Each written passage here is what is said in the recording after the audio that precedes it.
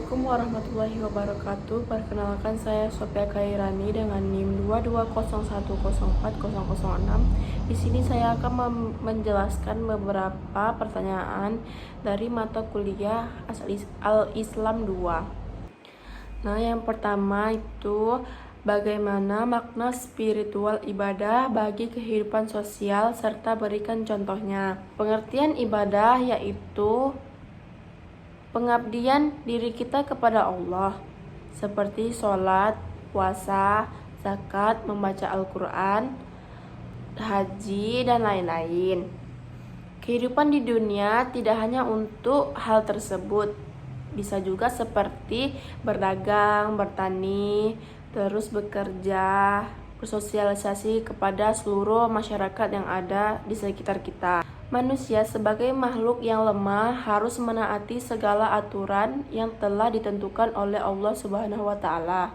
Berbagai macam aturan yang telah ditetapkan ke dalam Al-Quran dan hadis. Sebagai manusia, kita tidak bisa mengetahui semua asal-usul dan juga peraturan ibadah tersebut.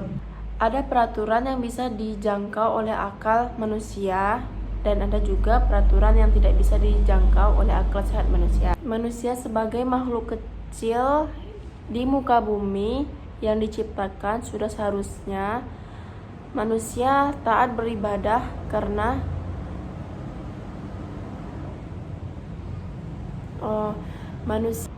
manusia sebagai makhluk kecil di muka bumi yang sudah diciptakan, maka sudah seharusnya manusia beribadah, karena ibadah merupakan kewajiban bagi manusia. Dengan ibadah memberikan manfaat yang sangat besar bagi manusia, walaupun terkadang tidak secara langsung bisa dirasakan. Contohnya seperti membentuk pribadi yang tidak syirik, mempertebal iman dan ketakwaan, tidak kikir harta, menenangkan karakter yang positif, serta terkabulnya doa-doa. Yang kedua, bagaimana pandangan Islam terhadap kemiskinan, kebodohan, dan pengangguran?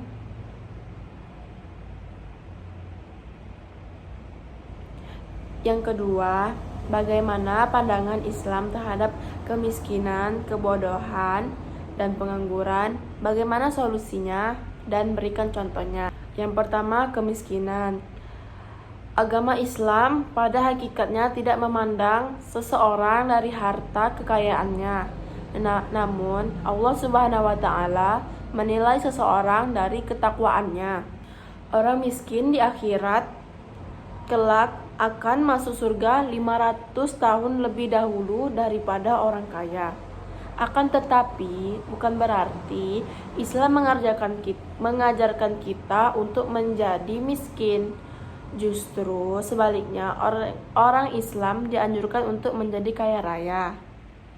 Banyak sekali ibadah yang dibutuhkan biaya, seperti ibadah haji, sedekah, zakat, bahkan jihad fisabilillah.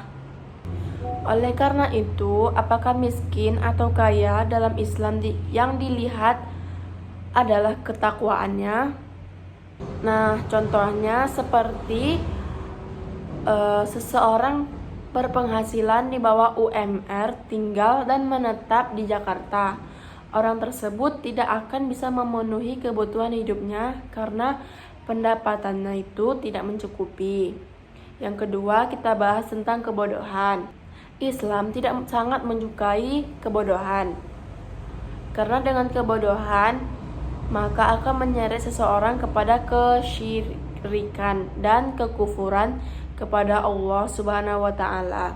Selain itu, dalam surat Al-Mujadilah ayat 11, Allah menjanjikan akan meninggikan derajat seseorang yang berilmu di dunia dan di akhirat. Contoh dari kebodohan ini seperti sering mencontek, tidak mengasah otak, bermalas-malasan. Nah, yang ketiga kita bahas tentang pengangguran.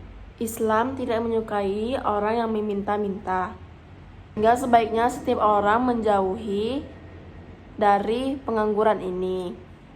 Menganggur mendekatkan diri kepada meminta-minta.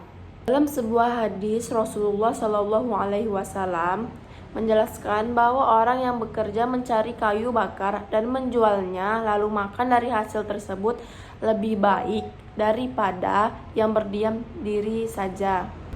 Oleh karenanya, jangan sampai seorang muslim menjadi pengangguran.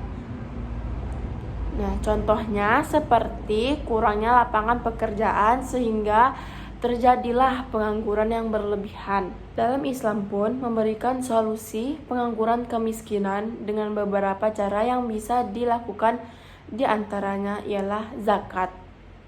Zakat adalah sejumlah harta yang wajib dikeluarkan oleh umat muslim untuk diberikan kepada golongan yang berhak menerimanya, seperti fakir miskin dan semacamnya, sesuai dengan yang ditetapkan oleh syariah. Terus infak wajib yang sifatnya insidental,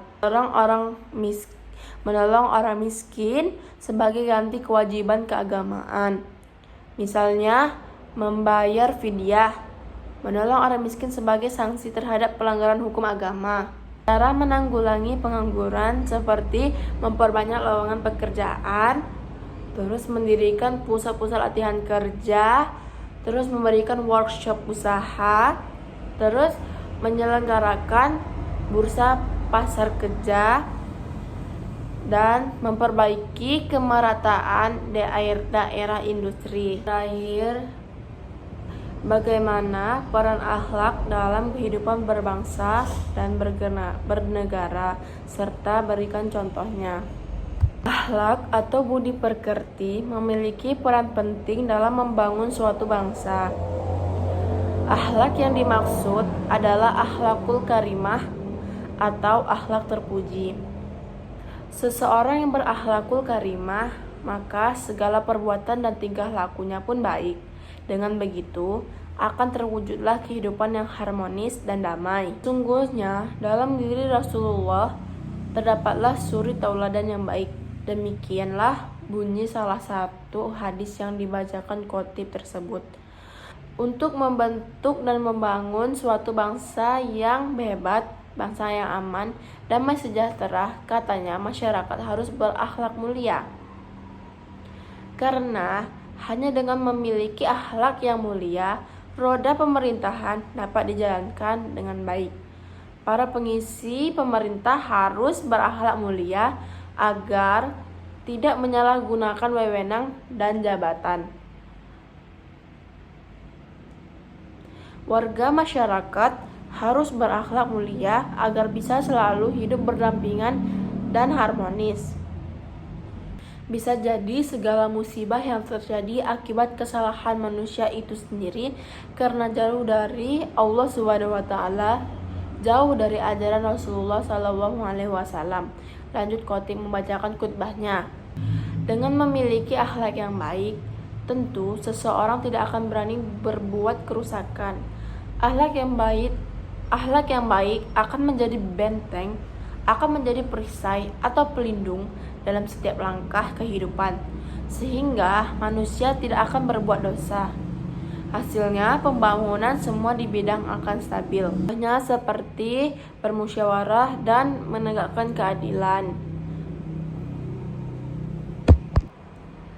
Sekian jawaban dari saya. Apabila ada salah kata atau perbuatan, mohon dimaafkan. Saya ucapkan Assalamualaikum warahmatullahi wabarakatuh.